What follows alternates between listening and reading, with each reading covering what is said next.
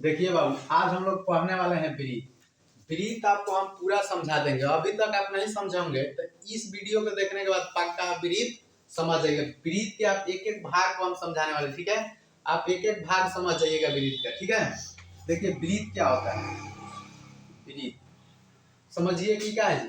Breathe है, क्या है, गोलाकार है, ठीक है जी। तो गोलाकार समतल क्षेत्र को क्या कहते हैं, ब्रीथ कहते हैं, ठीक है जी। इसका मतलब गोलाकार समतल क्षेत्र को वृत्त कहते हैं। गोलाकार समतल क्षेत्र को वृत्त कहते हैं, ठीक है। गोलाकार समतल क्षेत्र को वृत्त कहते हैं, ठीक है। उसके बाद देखिए वृत्त है तो एक केंद्र है ना, एक केंद्र है यहाँ, ठीक है। तो इसके केंद्र को कैसे परिभाषित करते हैं। केंद्र मतलब वृत्त के मध्य बिंदु को केंद्र कहते हैं।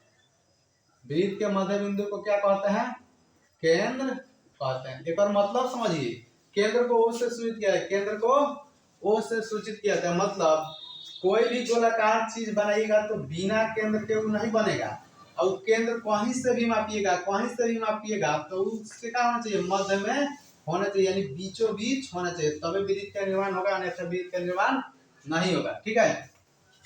अब समझिए, केंद्र समझ गए तो देखिए यहाँ पे एक लाइन मिल रहा है। ये लाइन को क्या बोलते हैं, त्रिज्या बोलते हैं। क्या बोलते हैं, त्रिज्या बोलते हैं, ठीक है जी। तो केंद्र के बाद आपको क्या आएगा, त्रिज्या, ठीक है। त्रिज्या तो वृत्त के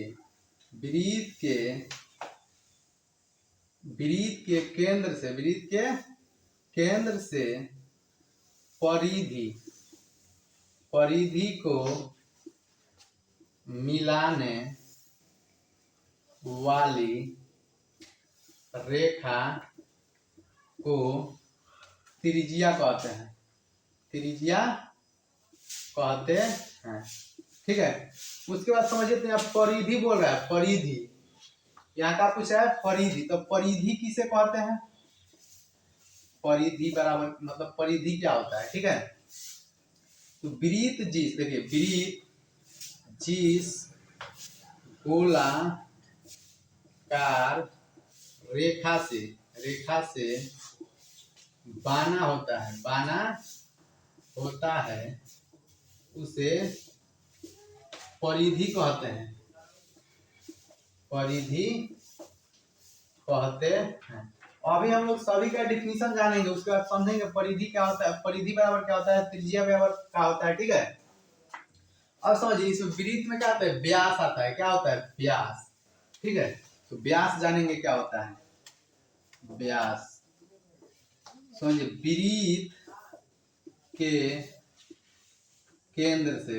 केंद्र से दोनों परिधियों को मिलाने वाली रेखा को व्यास कहते हैं, ठीक है बाबू, व्यास कहते हैं, ठीक है। व्यास हो गया। उसके बाद वृत्त में एक होता है जीवा। वृत्त में क्या होता है, जीवा। तो जीवा देखिए, व्यास को ही जीवा बोलते हैं, ठीक है जी। और सबसे बड़ा जीवा व्यास ही कहलाता है, ठीक है। तो देखो वृत्त के दोनों परिधियों को मिलाने वाली रेखा को जीवा कहते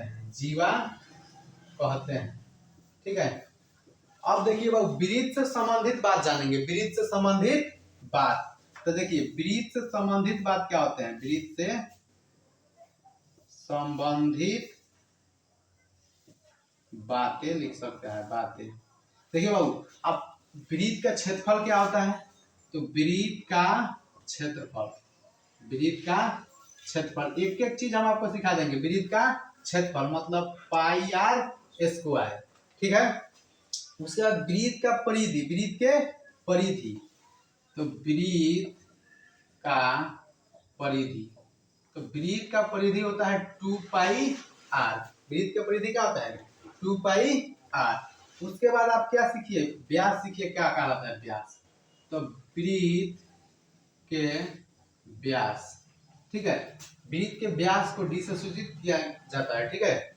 तो वृत्त के व्यास बराबर होता है क्या आपका 2 गुने त्रिज्या, 2 गुने त्रिज्या।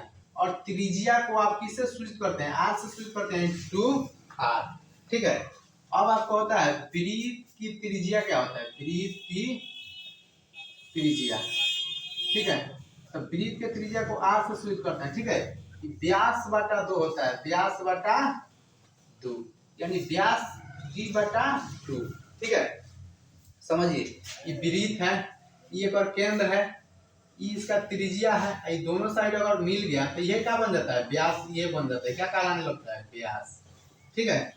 इस तरह से मैं आपको सब कुछ समझा दिया हूँ, ठीक है। अब देखिए आपको इसको क्वेश्चन कैसे पूछेगा, दे देगा कि एक वृत्त की त्रिज्या, वृत्त की त्रिज्या 7 सेंटीमीटर है, वृत्त की त्रिज्या 7 सेंटीमीटर है, तो उसका क्षेत्रफल ज्ञात कीजिए। वृत्त की त्रिज्या 7 सेंटीमीटर है तो उसका क्षेत्रफल ज्ञात कीजिए। तो वृत्त का क्षेत्रफल क्या होता है, वृत्त का क्षेत्रफल यहाँ लिखा दिया गया है कि वृत्त के क्षेत्रफल पाई आर स्क्वायर होता है। तो देखिए तो पाई आर स्क्वायर। अब देखिए तो पाई का मान आपका हो गया 22/7, पाई का मान हमेशा 22/7 होता है, और आर का वैल्यू कितना दिया है 7 दिया है, यानी 7 के स्क्वायर, आर के स्क्वायर मतलब 7 के स्क्वायर। अब 22/7 इंटू 7 इंटू 7, 7 से 7 कट गया, 22 सत्ते 154 सेंटीमीटर स्क्वायर। क्षेत्रफल हमेशा कौन में आता है स्क्वायर में आता है, ठीक है। अब समझिए कब कब पूछेगा कि परिधि क्या होता है, ठीक है। तो यहाँ दे जाएगा वृत्त के त्रिज्या 7 सेंटीमीटर है, तो वृत्त के परिधि ज्ञात कीजिए, वृत्त के परिधि ज्ञात कीजिए। तो वृत्त के परिधि, वृत्त के परिधि में क्या होता है 2 पाई आर। तो 2 इंटू पाई का मान 22/7, और आर का वैल्यू कितना दे रहा है 7, मतलब 7 से 7 कट गया, 22 गुना 44 सेंटीमीटर आ गया, ठीक है। अब पूछ सकता है वृत्त के व्यास दे देगा, पूछेगा त्रिज्या क्या होगा, वृत्त के व्यास देगा पूछेगा त्रिज्या क्या होगा, ठीक है। तो यहाँ पर समझिए कि आपको दे देगा व्यास बराबर, यहाँ त्रिज्या ना देगा क्या पूछेगा व्यास दे देगा, व्यास को आप डी से सूचित कर सकते हैं। समझिए वृत्त के व्यास बराबर 4 सेंटीमीटर दे दिया, पूछ दिया कि वृत्त के त्रिज्या क्या होगा, वृत्त के त्रिज्या आर क्या होगा। तो त्रिज्या बराबर क्या होता है व्यास बटा 2, व्यास बटा 2।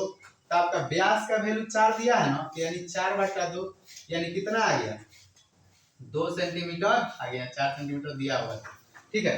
कभी कभी आपको त्रिज्या दे देगा तो व्यास पूछेगा, त्रिज्या दे देगा तो क्या पूछेगा व्यास।